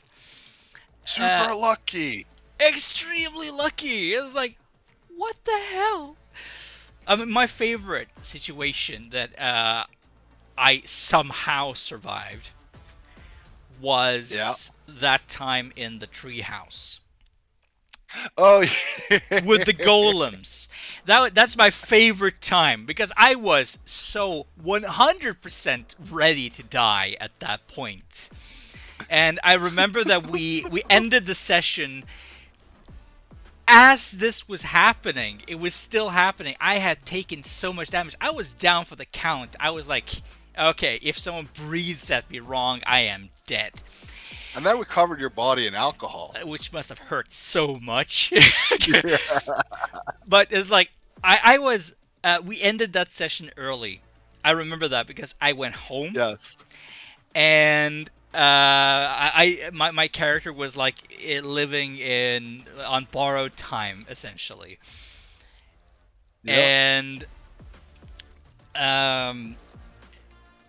basically I sat down when I came home, and I wrote like my character's last thoughts.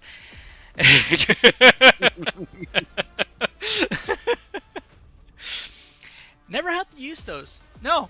The gambit that you guys pulled off on the very next session just paid off 100%. Lots of TNT. Yeah, you were chucking dynamites. I mean, the two of you jumped down from this 5-meter tall hunting platform.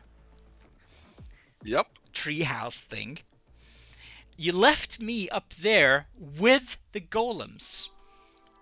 Ghouls, yes. You left me up there with the ghouls after you had shoved me into a cupboard, doused me in whiskey.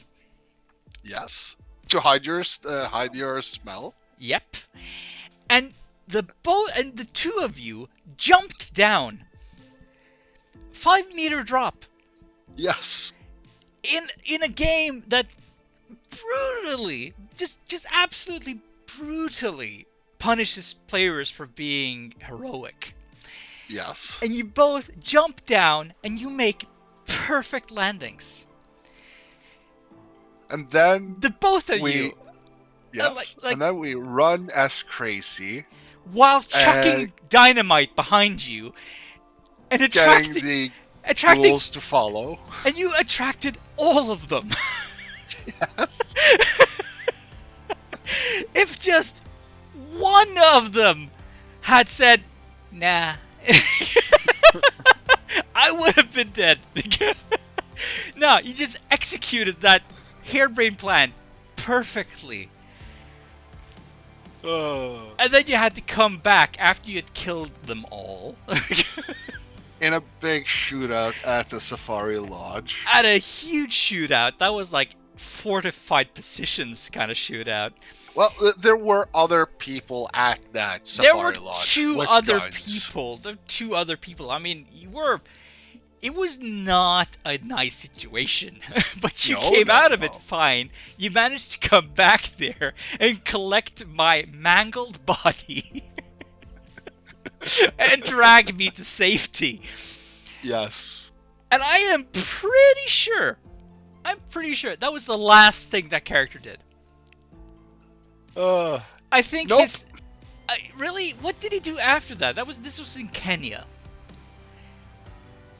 The last thing he did was to go to the Black Mountain. Did he actually get to the Black Mountain? Wow. He got to the Black Mountain in Kenya. Holy shit. Where two characters just randomly got by Nyarlathotep. Uh, And we made the actually, greatest. wasn't it one character got eaten and another one got trampled by the crowd trying to get away? Maybe. I do remember Yeah, 2 people yeah, died, definitely. yeah.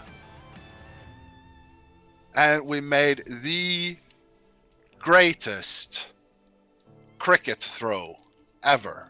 Oh, that I'm was... saying cricket because the person who threw it was a British MI6 officer. He was very British. Very British. Very, very British. And is very appropriate. Yeah. Where we like we got a lizard to eat the Nyarlathotep's baby. Yeah. As it was born. As it was With being its born. mother. Yeah, yeah. It essentially, I think, is like it was just prior to it getting born. It was thrown onto Yeah. the stage. It was a complete Hail Mary move. And it worked. Yeah. The the magical lizard just did exactly the amount of damage it needed to destroy the spawn in one fell swoop. It just got thrown on stage. It was a chameleon. We think it was a chameleon. It was close to a chameleon. I mean, it was how it was closely described. Is like, yeah, it's probably a chameleon. Yeah. And it came on stage. It just grew exponentially in size for a fraction of a moment, and did that chameleon thing Yep. with his tongue, swallowed the mother who was in Whole. labor with the child, and they were gone along with it. It disappeared. And then we fled the country again. Yes, we did. Really fast. And that group had a like every plan ended with and then we flee the country. Yeah, and at times we had to flee the country before we actually did the thing that we needed to do. And sometimes we fled the country twice. Yeah, okay. Yeah. US? England. Oh, really? Did we flee it twice? I think so. Oh. I know we fled the country after Jean got killed. Yes. No, No, not Sean. You were Sean. I was Passepartout.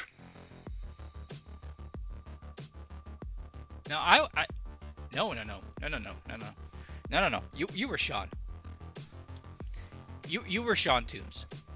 Yeah, and you were Phineas. Phineas. Yes. Yes.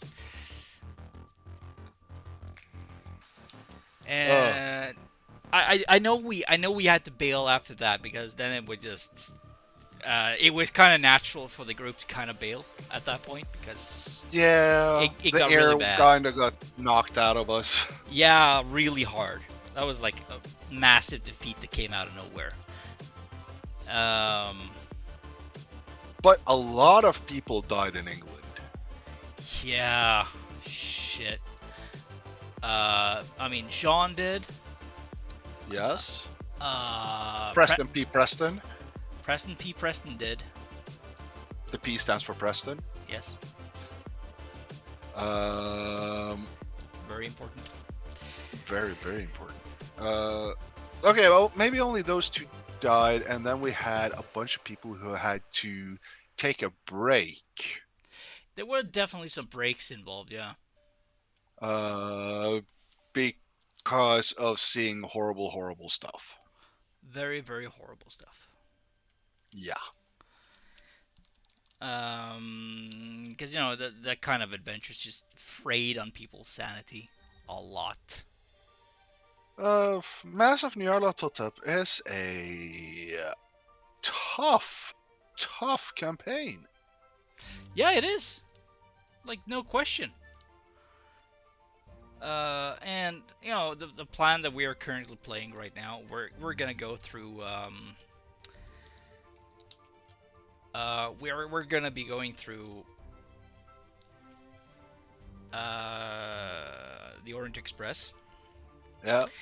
and once we get through that, we are going to do masks again. This time 7th edition, and Yes. but we're gonna try to do it with like the same characters, so that it's Survivors. just, yeah, survivors of one will go into the other, and so that's kind of interesting in itself, because it means that your investigators will be experienced. Yeah. So I do think that's kind of interesting.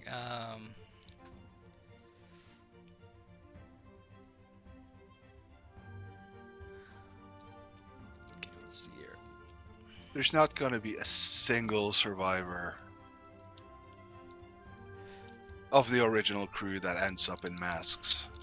Oh no, I would be greatly surprised if that's the case. I mean, I definitely don't expect my my doctor to survive, because it's just not feasible that he would be able to. Nah. Um, he is too old to be able to pull this off. I mean, if he does, I will be very pleasantly surprised, and he will go down in my personal annals as one of my all-time favorite characters that I've ever played, because that would be amazing. But I mean, in general, I do tend to really like the characters that I play in anyway, so it doesn't really matter. Yeah, same. I just have stopped expecting them to live. Yeah, no, it's not something you can expect. I mean, something The can best I pop can up and kill you at any point. the best I can do is give them a epic death scene. Yeah, more or less. That is all you can hope for, really. And it is usually going to be very quick and, unexpected in a way. So it's like you can't even expect to get like an opportunity to have a little speech prepared or anything, you know. Mm. Um, it's just gonna be like a sudden thing, like you're actually involved in battle, in war, because in a sense you actually are. You definitely are. You are at war against an unfathomable enemy. Yeah, Like, it's without fathom. yeah, Yeah.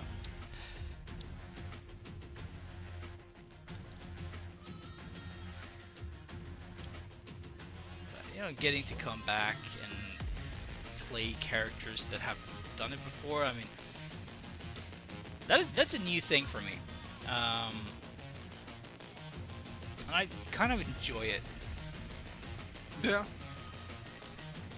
Like you don't have to go through the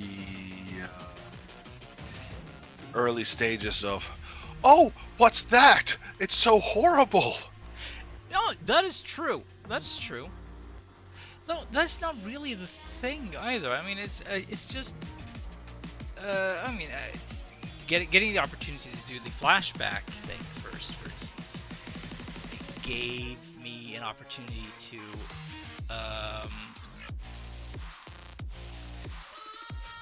sort of explore a character after a lot of time had gone by. Yeah.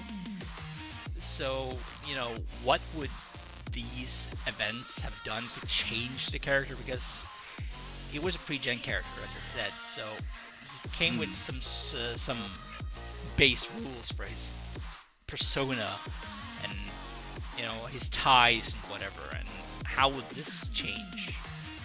Yeah. And then it's like, how would this continue to change when you start playing him again? Uh-huh. So, I found it really informative and fun. Like a fun exercise just to try to pick up a character like that again and then play his future self.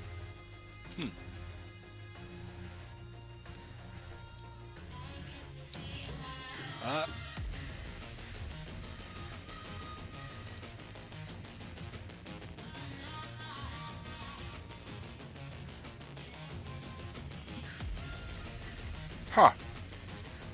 We've forgotten something. Yeah? Yeah, we haven't had a break today. Yeah, I know. But we were also talking about this being a slightly shorter stream than normal. Yeah. So it's mostly okay. And It is. I don't mind plugging through. I mean, to be honest, the break is more for you guys. Because I'm fine just, plodding through this at full speed. Yeah.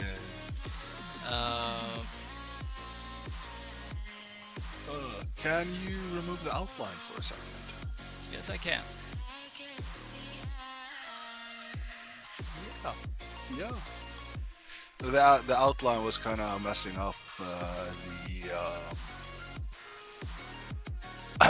power lightnings. So Yeah. Yeah. It would. The thrust on the bottom. Yes, his electromagnetic levitation. Yeah. This is looking good though. Yeah, I'm actually at the point where I'm wondering like what else I should do, or if anything.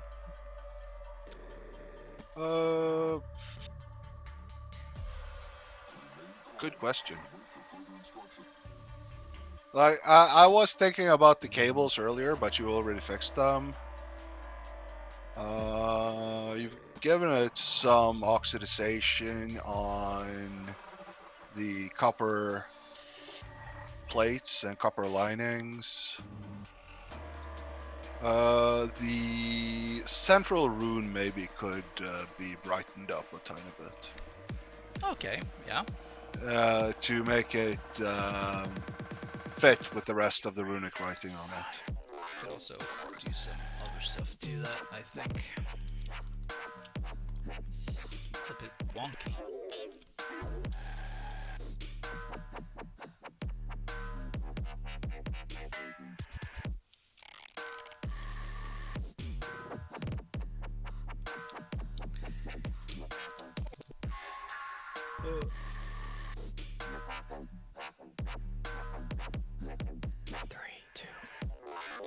I was reading up on a Call of Chtulhu modern scenario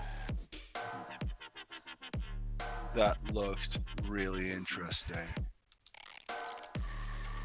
Hoping to run it someday.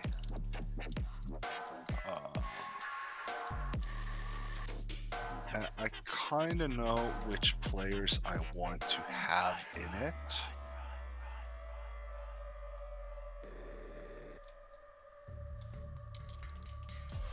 But there's the question of making sure everybody has time for it and such. It'll probably be a one-shot or a two-shot.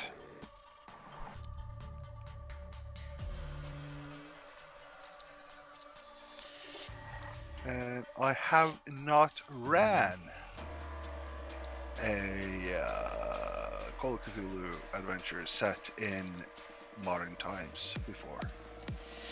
Yeah, it just never really seemed as interesting to me, in a way. I mean, that's not really saying much, because I mean, it can get really interesting no matter how you do it and when you do it. It's just modern times is just so chaotic already, and when I play these games, I feel I have a greater need for distance from my own life.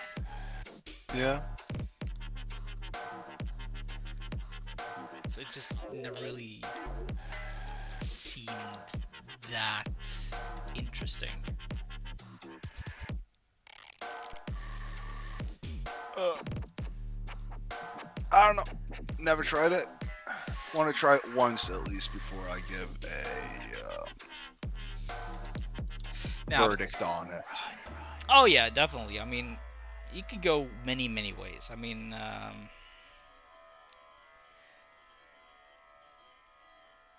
you could definitely do like one of those official type deals where you're actively hunting these things or whatever. Delta Green. Yeah, Yeah. or like This one's not Delta Green though. what was it? SGC? SCP. Yeah, SCP. Yeah, SCP. Yeah. So Yeah, the Delta Green SCP basically kind of the same. basically kind of the same. But yeah. But yeah, it's like you could totally do one of those things. Yeah. Nothing wrong with that. And you could also, well, of course, you could definitely do the generic uh, person in the in the wild type of deal, having to deal with shit. I mean, it movies that handle Cthulhu mythos things that are set in modern era, it doesn't necessarily have to be bad at all. Nah. Like, for instance, I quite like the one with Nicolas Cage, The Color Ooh. for Space. Yeah. Yeah, that's a good one. Yeah, no, I really did enjoy that. It was appropriately freaky. Yeah. And you never really understood what the fuck was going on, which is the entire point of cosmic horror. Yes. There was a good one on Netflix not long ago based upon a horror podcast. There's this dude who gets told to go through a bunch of Yeah, old VCR yeah. tape. Archive 83 or something like that. Yes. Yeah. It sucks that that Something wasn't. like that. Yeah, it sucks that it wasn't renewed for a second season. Yeah. Yeah, totally agree. Like there were a couple of things in that show that I was a bit like about. Like the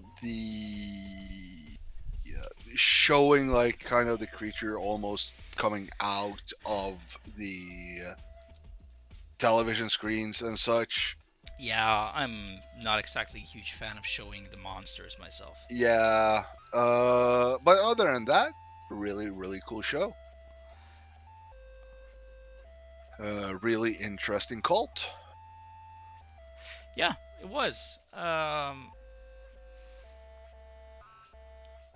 also like the Guillermo del Toro cabinet of curiosity Yeah, thing. yeah, I mean, they did actually pull some direct Lovecraftian stuff in there, they did. and Uh, I I really liked the one with the beauty cream. yeah. Oh my Like god. that was not taken from Lovecraft at all, but I liked that one. That I, was just I mean, I like that just one a lot, and I also like the one with the rats. To be honest, yeah, uh, that one was kind of funny. it was funny. It was funny. It was horrible. I mean, I did feel genuinely unwell watching it because I do have slight claustrophobia. Yeah. I've been in situations like he has, where I had to crawl through, uh, in my mind, endless crawl spaces like that, with like With rats chasing you. with it could be anything really, but it's like I kind of felt the weight of the earth above him as he Yeah. crawled through it, because that's how I felt when I went through it. Like I could feel the crushing weight of the world above me. just knowing this, like, I am existing now in this tiny little space deep underground, and above me is like just so many millions of tons of bullshit that I could be crushed at any moment. I mean, Yeah. that's the kind of claustrophobia that I definitely have. Um, and yeah, no, so I totally felt that panic in there, which was really effective. Yeah. Yeah, it made for a really good viewing. Um, so yeah, no, that was great, and also I did enjoy the one with Rupert Grint. Yeah. Um, He's always good. yeah, he actually is. Yeah. I would go as far as saying that the worst role that he had ever had was as Ron. Yes, but he was a child then, so we don't hold it against him. Absolutely nothing held against that guy at all. Um, No. no, he's done some really interesting stuff. Yeah. So has Radcliffe. Yeah. Definitely. Oh yeah. Speaking of which, have you seen Guns Akimbo? I have not seen Guns Akimbo yet. That's good. I have, on the other hand, seen every season of Miracle Workers. Okay, cool. Uh, If it comes to Daniel Radcliffe, there's like two movies that are my favorites of his. It's Guns Akimbo and it's Swiss Army Man.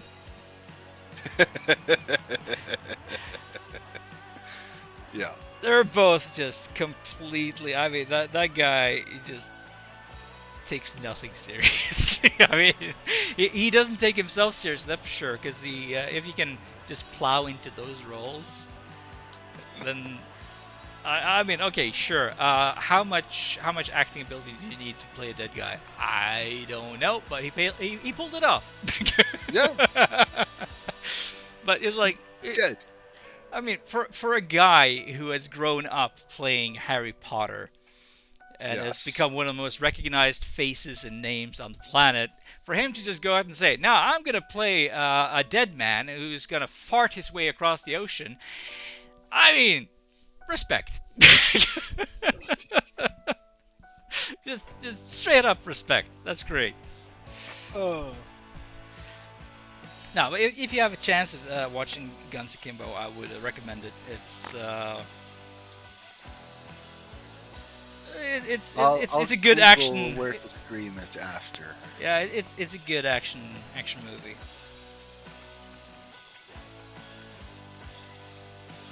Uh,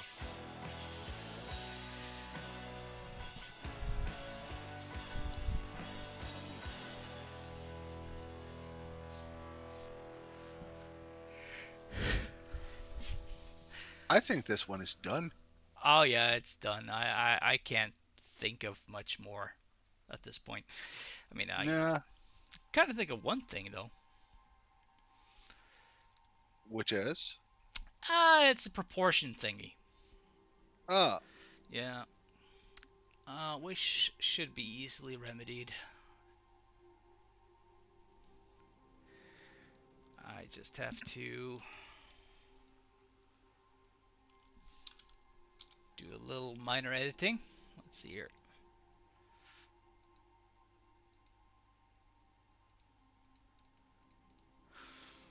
See, that's the problem with me when I'm doing things fast. I usually end up not checking the proportions.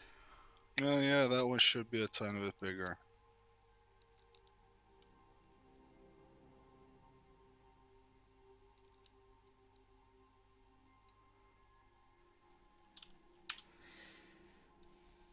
I think that's better. I think it's a bit too big now, actually. Well, easily remedied. There. Yeah.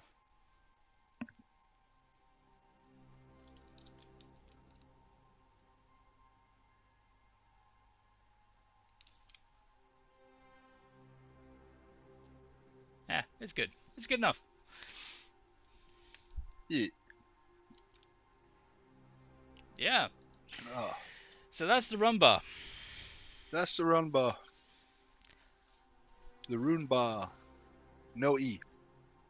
Yes. The rumba. And this has been Two's Foundry's Random Encounters. Yes, it has. Uh, the artist has been Guard. That would be me. I've been Tur. That would be him. And we've spent another approximately 2.5 hours just talking bullshit. Yes, we While have. Guard has done fantastic, fantastic artistry on your screen. It has been quite a journey. But now it's done. Yeah, And next time I'm going to do some art, I have no idea what we're going to do. no. Which I'm looking forward to. Check us out on our social medias. If you are on Facebook, you know where to find us on Facebook. It's facebook.com/TombsFoundry. We're on Instagram at TombsFoundry. We're on YouTube At Tombs Foundry. at TombsFoundry. Yeah. You can find us on Twitch. If you are watching us on Twitch, you've already found us. Congratulations. Twitch.tv/TombsFoundry. Mm, We have our webpage, tombsfoundry.com. nope. No, tombsfoundry.no. Yes, because we are Yes, Norwegian. because we're Norwegian. Yeah, Yes, we are the weird people up north. yes. You can find our Discord at tombsfoundry.no/Discord. Because it's much easier that way. Yes, That's a permanent link. So if you go in there and add that, you will be permanently a part of our roster of people that we can pester. Uh, forever yes, and our ever. Discord is also our main venue of work, Yes, and well, that's basically where we hang out and do everything. yeah, We're in there right now. yes. Yes, we If are. you ask us any silly questions, you will get a silly answer. Yes, you will. And if you ask us a serious question, you will probably also get a silly answer. Yes. Or it will be serious, depends upon the answer, the question. Yes. Uh, yeah. Hope you've had a good evening. I certainly have. I hope you have felt our buttery voices Very buttery. on your eardrums. Sultry. I wish I Bye had a bye. baritone. Oh. Bye bye. Bye bye.